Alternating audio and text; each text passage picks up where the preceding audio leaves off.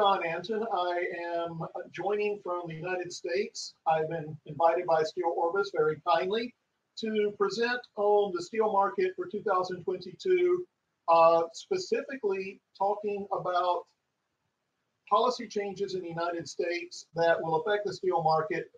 Section 232 has been revised with Europe, and there has been a very large infrastructure bill passed. And these are things I'll be concentrating on. I'll be giving a steel outlook overall globally, but moving quickly into those sectors. And first, let me introduce who I'm with. IHS Markit is the world's largest private economics firm.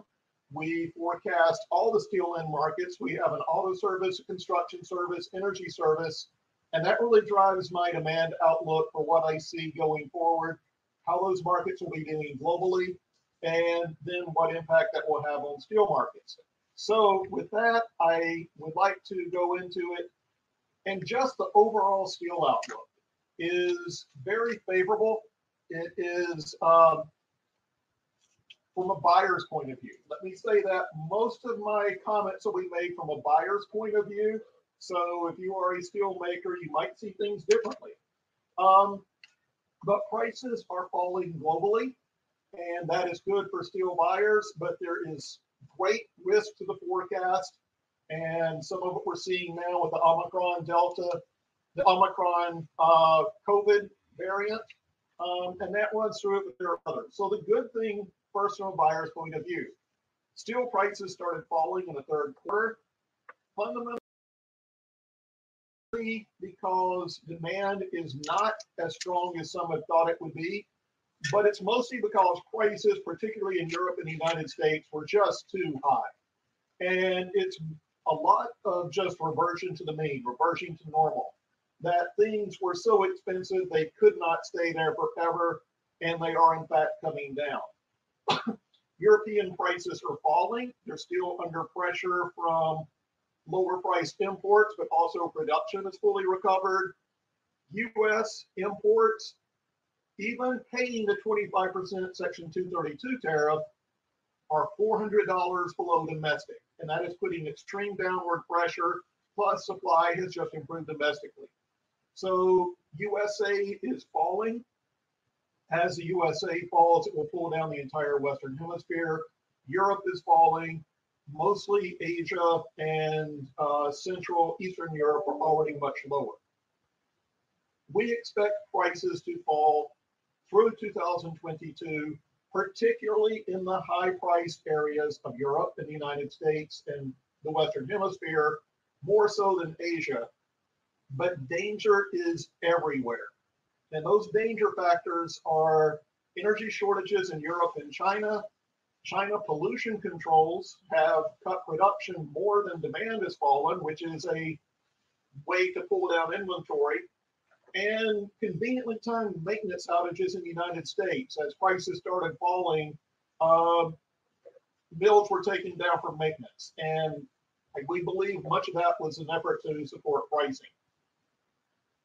Very important to note that steel prices, even as they come down, will not drop back down to pre-COVID levels. There have been some fundamental changes that will keep prices long-term higher. That's the good news for mills.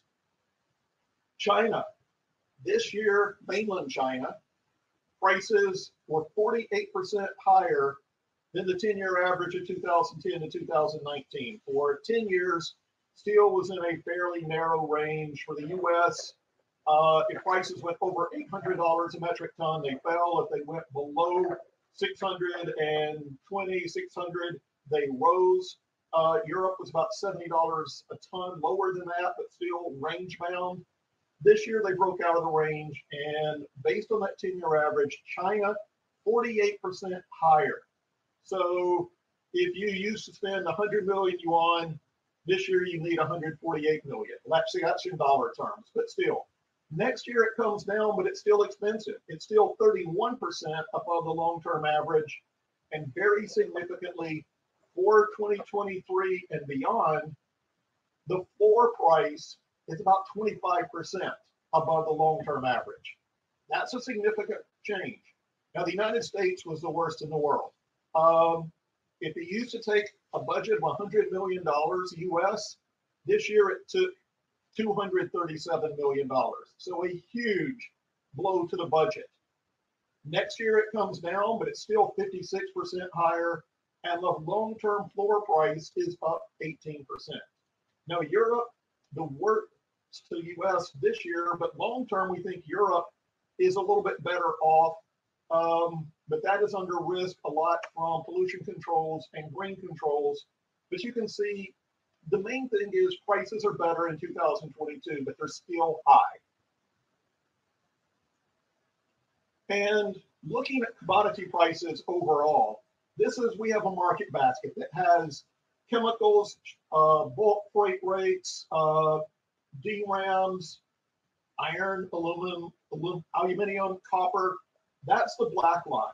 And you can see that prices have been moderating since since April of this year. That was really the peak.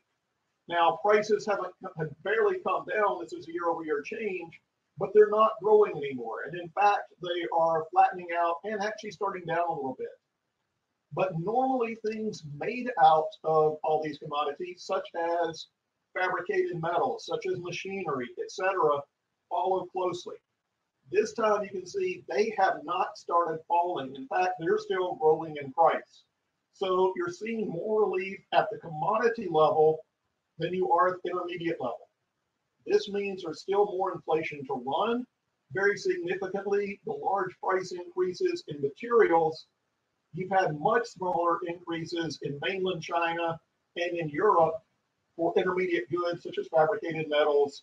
Therefore, we believe that the prices are not ready to turn for intermediate goods in China and Europe. They probably will next year, early next year, but they're not ready yet. The one place that seems to be potentially ready because the price increases are much higher already was the US. Even there, it's not coming down. And on the right, we see the very dangerous natural gas pricing. The darkish blue line is the Brent price for oil, petroleum. And what we wanted to point out is natural gas and petroleum are normally quite well tied together. But natural gas prices threaten the entire steel industry. If it's the equivalent natural gas on an energy basis of $300 a barrel for petroleum, natural gas prices are extremely high. They will remain high probably through the winter, and the risk is really to the upside. The risk we see there is if it is a cold winter in Europe or a cold winter in East Asia, particularly mainland China, it will put extreme pressure on natural gas, and there could be brownouts. And if you favor home heating over industry, it could mean steel production cuts.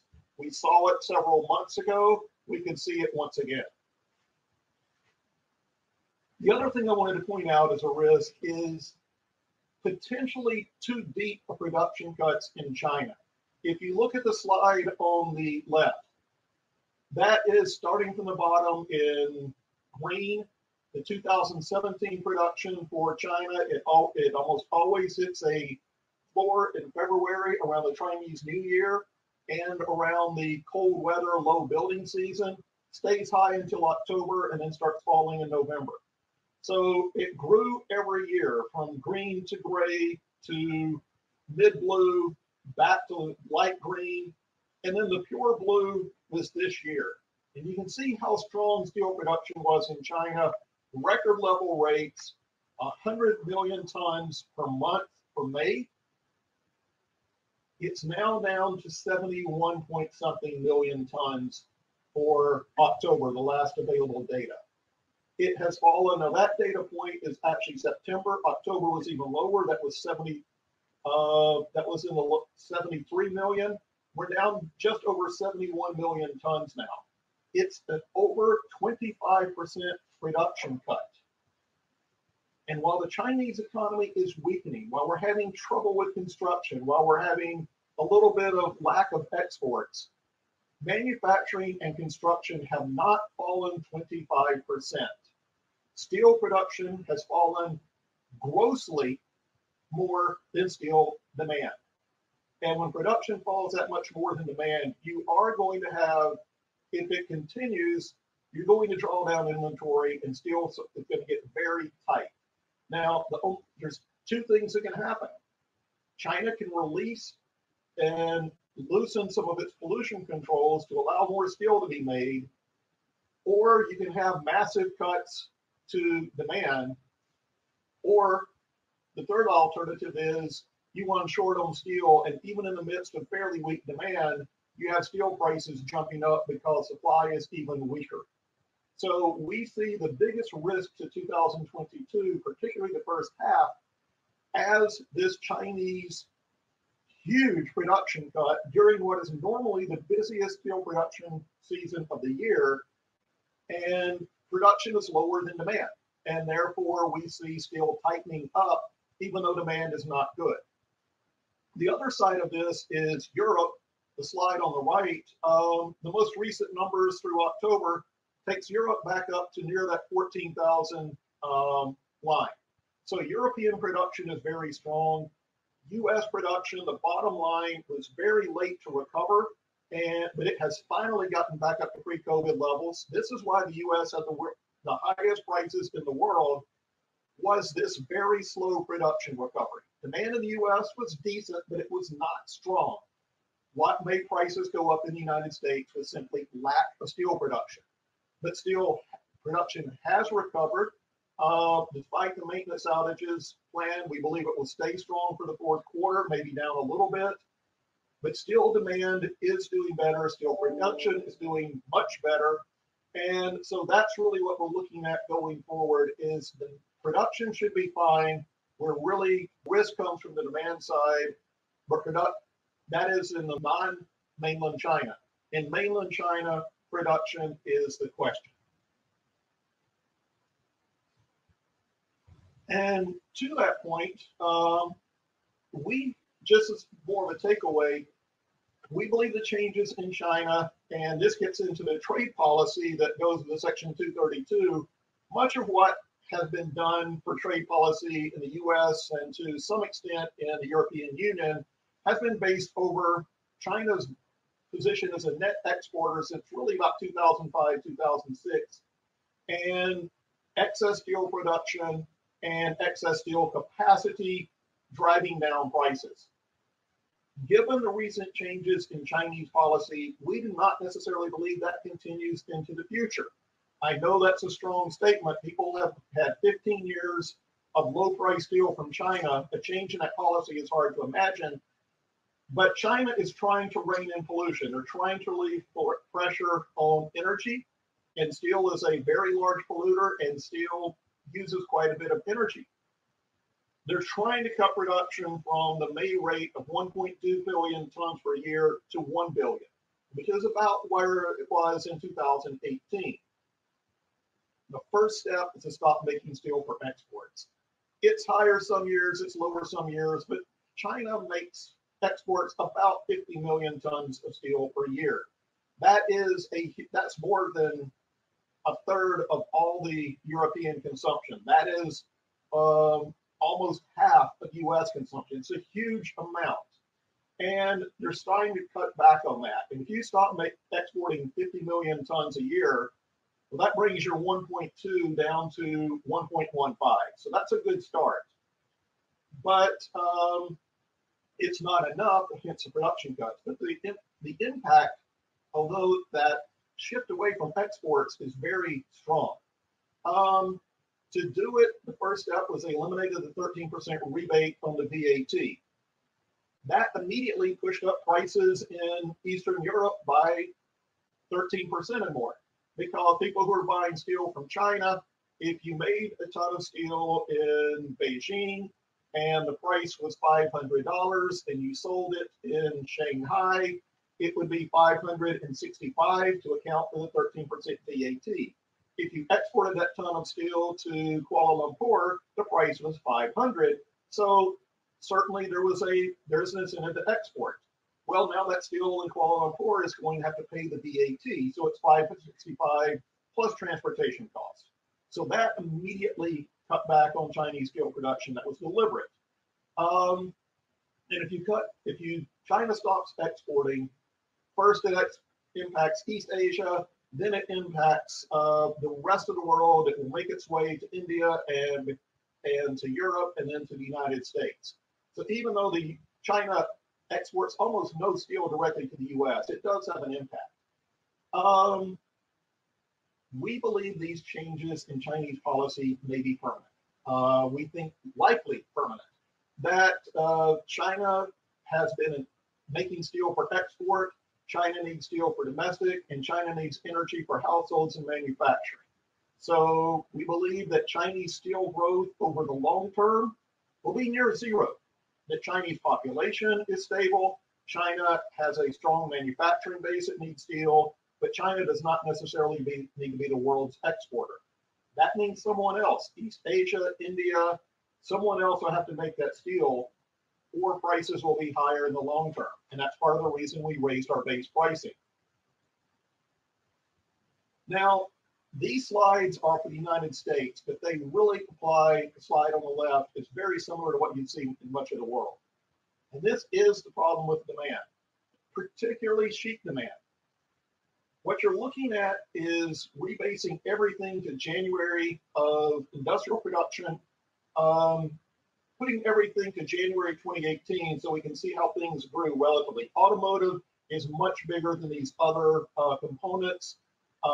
It's really the biggest, but we're trying to show the change, not the actual size. And you've seen increases of 10 to 20%. They dipped for COVID, but they didn't go down deeply. And they came back relatively quickly, and they're 10 to 20% higher than they were in 2018, 10 to 20% higher than they were in late 2019 pre-COVID. So demand is doing well. But look at automotive. It is only 54%. In other words, it's down 46% compared to pre-COVID. And actually compared to 2018, and even more because steel automotive production was growing. So it's down over 50% from where it was in late 2019. Semiconductors. This is pretty much the entire reason. You can't build a modern car if you don't have semiconductors. Semiconductors are a holdback. They will not get better in the first half of the year. Some of the U.S. steel companies said they were taking maintenance in the fourth quarter because automotive would be coming back very, very strongly in the first quarter, and they wanted to have their mills ready. We cannot disagree more strongly. Simply they have to build new chip factories. These factories will not be coming online till mid-year. They'll have to be checked for quality. Microprocessors do not get better until the second half of the year. Therefore, automotive demand doesn't get better, and in fact, it's likely to get worse. This is the worst news for sheet. Part of the reason we have US and Europe coming down so drastically, their biggest end market, this isn't there. And on the right side, you're looking for the Purchasing Managers Index. For the people who buy steel, are you buying more or buying less? It was very strong through midsummer in US and Europe. Of course, it was terrible in 2020 because of COVID. So it was doing much better relatively. People were essentially restocking. But it is drawing down. Now, it's still positive. Any number over 50 is still positive. Things are still better than last year, but they're not as good as they were the month before. And that has been changing since mid-year. And the mainland China index, the Asian index, it's really dominated by China, secondarily by Japan and India. And it is more sideways. It's slowly tracking down a little bit, but it's more stable. It's strong but stable. That's what you'd like to see. But the main thing is the turn in Europe and the United States. Things were great earlier in the year. They're still positive, but they're not where they were. And so looking at the trends around the world, this is hot rolled coil. I'll let you have most of this as a takeaway.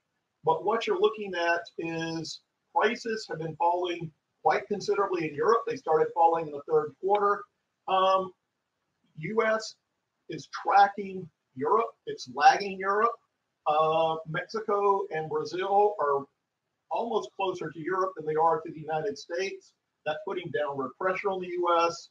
And prices, we believe, will come down drastically, but they don't go back down to where they were. As I said before, anytime it went over 800, it fell in the U.S. Now we see a floor of near 800. European floor was generally U.S. dollar terms about 650 to 680. We see a floor of about 730 to 750. So you're seeing a higher floor, and the Chinese floor is significantly higher.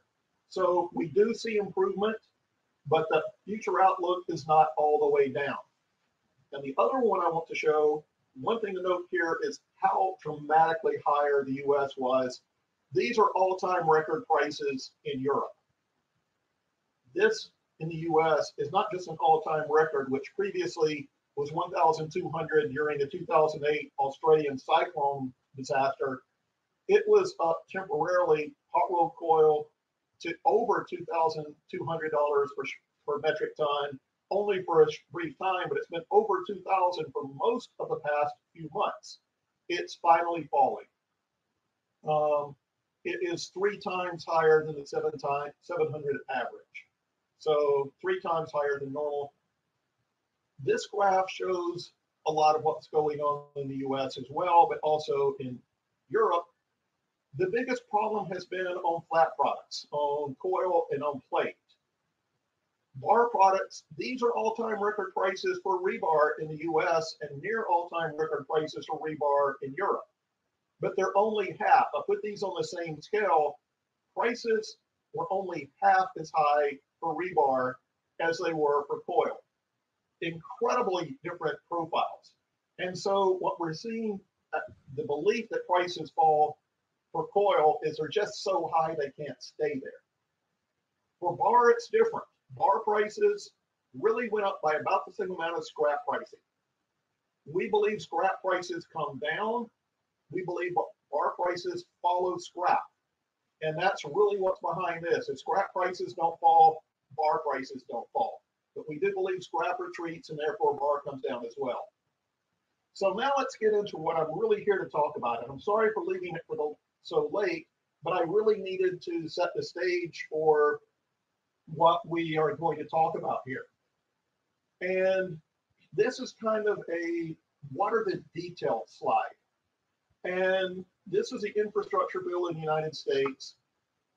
600 billion total spending almost. It's actually about 560.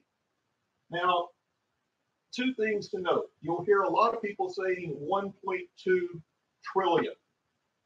That is not really true. There was already 640 billion, very high number, but 640 was already budgeted. This gave an additional 540. So a total of 1.2 trillion, but more than half of it was already budgeted. So this is not actually a 1.2 trillion addition. It's 1.2 trillion total over 10 years. It's an additional 540. And so that's still a huge amount of money, but it's not what the press reports would lead you to believe. The other key point is that is over 10 years. So that's not 600 billion, or actually 560 billion. It's not 560 billion in 2022. It is that money from 2022 to 2031.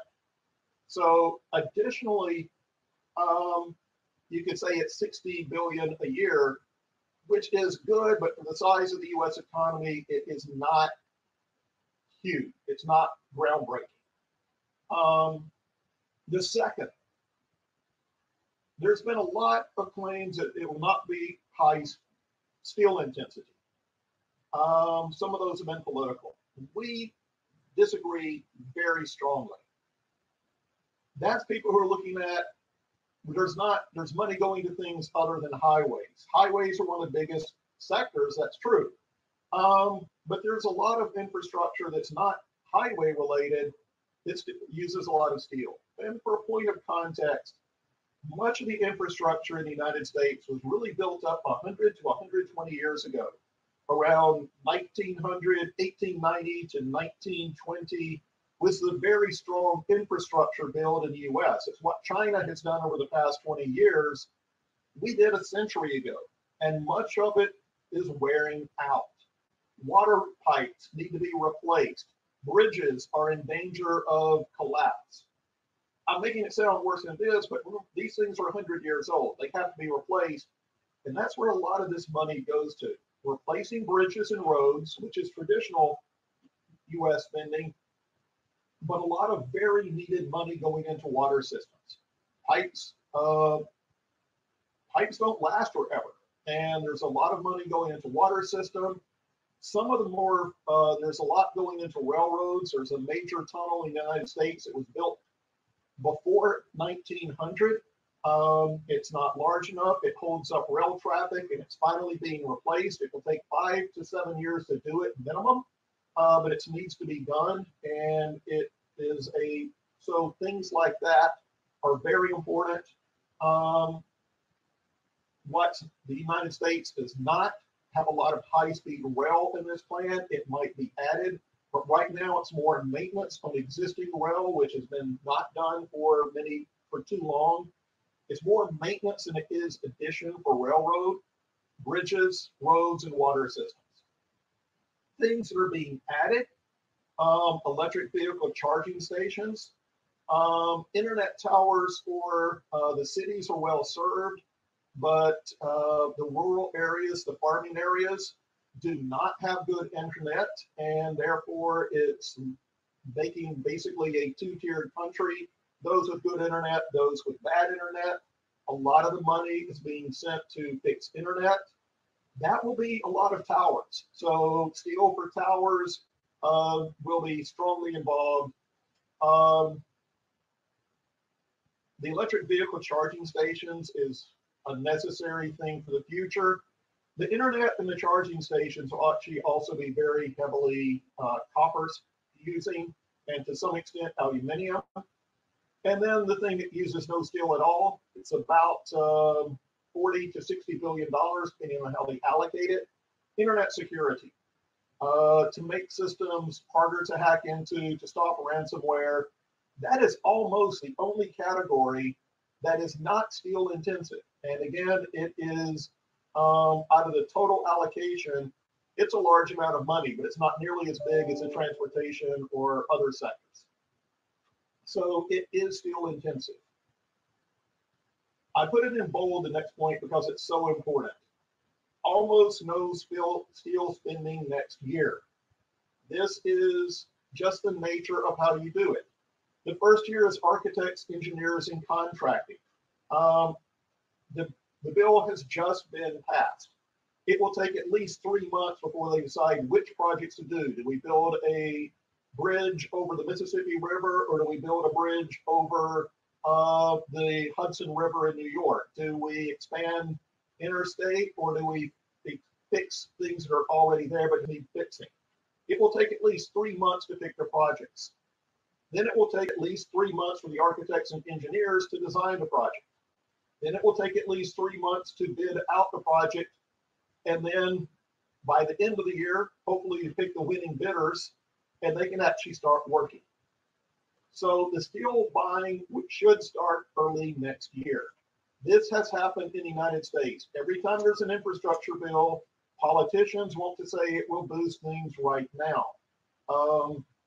In 2009, during the Great Recession, the Obama administration went to great trouble to find what it could call shovel-ready projects. The economy was in very bad shape globally, including the US. They wanted to get people employed. They wanted to do it quickly. For shovel-ready projects was the term. It still took 6 to 9 months, and that was for things where they already had the designs made. They just didn't have the funding, so they hadn't done it. So even if you already have your plans and designs and cut out the architects and engineers, it still takes 6 to 9 months. You will have architects and engineers involved, so it's going to take longer. The maximum spending is in 2025 to 2027. I'll show a slide in just a minute. It really ramps up. Let me show that right now. The slide on the left is the spending. The slide on the right is percentage of GDP. I just wanted to show how it's ramps up, reaches a high in the middle, and then comes back down as projects start finishing. So that's a spending profile, middle of the decade. Does it overwhelm the steel market? Does it change steel makers in the US? Does it make everything better? No. It makes things, it does make things better. It does not necessarily change the whole market though. US apparent consumption is normally 110 to 120 million tons per year. Steel is cyclical, it goes up, it goes down. It's other than like COVID in 2009 during that recession, it's almost never under 100 million. It's almost never over 125, and it's usually 110 to 120. Preliminary, very rough estimates. We don't know exactly which projects will be done. We don't know the timing. So it's very rough estimates. Please take that. But we see about a 10 million ton maximum in 2026. Now that can take 110 to 120. It can take 120 to 130. So it does certainly move the market. It's a little less than 10%, but that's 1 or 2 years at the maximum. And it is not overwhelming. We've been that high before. It's key to note that the steel production that's used in these projects will have to be melted and poured in the United States. And that means you can't import slabs and re-roll them, which is a lot of the capacity of the US is using imported slabs and rolling into final form. That will not be allowed. So steel that is being used for construction, it probably means more imports for things that are not government funded. Private projects can use steel from anywhere. Government projects will have to use steel from the United States. And so that it does place a little more pressure on that, but it does mean more imports for private projects. It helps the market. It is not, however, enough to change the market on its own. And going back to the slide on the spending, so the maximum in 2006 is 90 billion tons. And so again, it's a 1.2 trillion stated, really 560. Most of that comes in 2025, 26, and 27. No steel next year. And it's all, again, architects and engineers. It ramps up, and then as projects start becoming done, it falls back off. And what does it mean for the US GDP? There's a lot of belief this would make it very much stronger. US GDP will be less than 1% higher. At its maximum, it adds 0.3%. So yes, it helps the entire US economy, but it does not change the US economy. It adds, it's better to add 0.3% than subtract it, but that doesn't mean it really makes the entire economy huge. And so that's really something to take into mind. It doesn't change the overall outlook. So that's really the story on the infrastructure bill. The other thing I wanted to address is the US revisions to Section 232 tariffs. Right now, it's only against the European Union. However, there are negotiations starting with Japan and with the United Kingdom. And what happened here could probably pass on to Japan and the United Kingdom fairly soon next year. But what has been done already? The United States and the European Union negotiated changes to Section 232 tariffs on steel and aluminum. And essentially, the US copied the EU safeguards. So if you're familiar with the EU safeguards, you're really familiar with what the US and the EU are doing on Section 232. You take the average tonnage from 2015 to 2017. That tonnage can flow to the United States at a 0% tariff.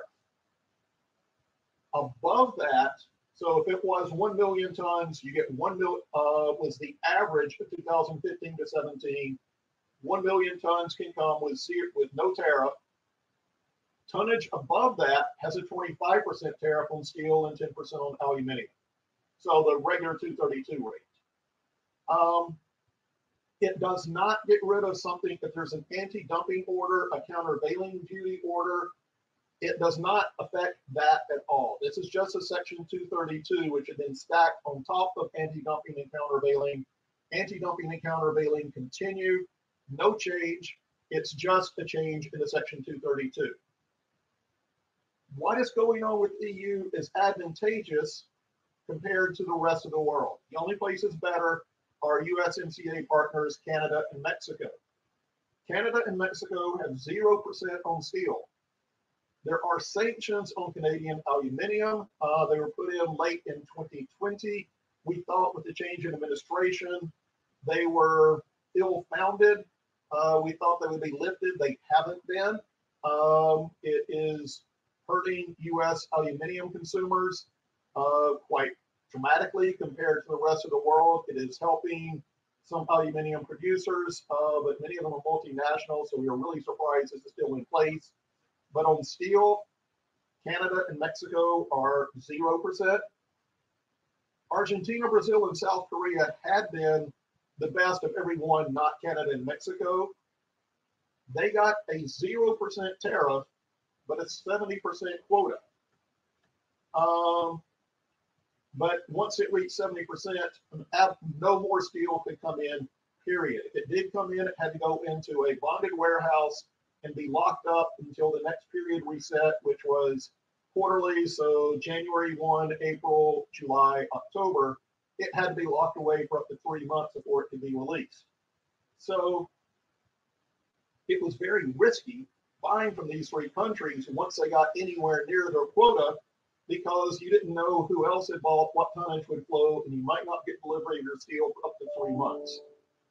And it was only 70% of the prior tonnage.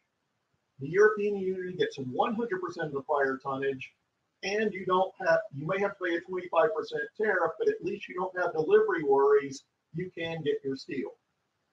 We have not heard of any movement towards revising the Argentina, Brazil, and South Korea. It may happen. We have not heard it. And the details of the Section 232, very important. It's apportioned by product by country. So the more you exported to the United States in 2015 through 17, the more you can export now. And what that some very definite things that means, during that period, there was very high sheet exports from Netherlands and Germany. So they get very high quotas now. There was also very high sheet from plate, very high plate from Sweden. That will be allowed to rise. That will definitely help buyers in the U.S. who really like that Swedish plate. Southern Europe had low exports. And so some of the lowest price steel in Europe will have a very low quota. And so this actually, because of the way things were 5 years ago, 6 years ago, Northern Europe will do better, particularly in flat products, than Southern Europe. So that is the way. There are things we can give you the exact by quota by country, but it really favors, because of how it's set up, Northern Europe flat products will be the biggest winners for buyers in the U.S. What does it mean? Volume. 3.3 million tons of tariff-free imports. There have also been some other exclusions. A total might be up to 4 million, but directly related to this action, 3.3 million tons of tariff-free imports. That was the volume of 2015 to 17. Again, U.S. apparent consumption is normally 110 to 120 million. So 3% or less. That helps the market, but it does not change the market radically. It, in and of itself, the volume will not cause production a crash in U.S., nor will losing 3.3 million when European apparent consumption is closer to 150 million destroy the availability in Europe. Prices, however, again, by itself, this will not turn the U.S. market, but it will definitely have an influence because U.S. prices are so high. European prices are the second highest in the world, but they're nothing like the U.S. I mean, right now on sheet coil, prices in the U.S. are almost $800 a ton higher than in Europe. European prices are falling to about 1,200. U.S. prices have just now fallen to 2,000. So you've got about $800 difference. It is almost a 50% higher. Now, this will mean it's hard to get transportation, but this does put pressure on U.S. pricing for coil. Bar is only about a $200 difference. That is significant, but when you take into account transportation costs, it will help push down bar pricing in the U.S. But the biggest influence will be on coil on plate. Winners and losers. First winner, U.S. buyers. It will push prices down. U.S. mills are slight losers. Prices will fall, but they were falling anyway. They were going to fall anyway, and they're still going to be incredibly profitable. They won't be as profitable, but they will be very profitable. And this just means prices come down a little faster, but not enough to really change the outlook for mills. EU buyers are minor losers. Steel that would have been available in the EU will now be going to the United States. So supply will be slightly tighter, and prices will decline in the European Union, but they won't decline as fast. So minor losers, not anything that shatters the market. EU mills are modest winners. They can sell to the United States at a higher price than they're selling domestically. And again, Northern Europe is better than Southern Europe. So that really is my outlook. That really is the steel forecast. Section 232 will help the U.S., but not change the market completely. Prices are falling. They're going to fall even if this hadn't happened. It will hurt buyers in Europe, but not crush them. And as to the infrastructure bill, it doesn't help steel at all in 2022, but it will in the subsequent years, peaking in the middle of the decade, coming down afterward. Again, it helps steel makers. It won't save a steel maker that was going to go out of business, but we don't think many were. What it does do is mean that steel makers who are in business have a slightly higher tonnage. Thank you for your time. I appreciate the opportunity to speak to you. And I would like to thank SteelOrbis for the opportunity and look forward to speaking to you anytime in the future as you need. Thank you.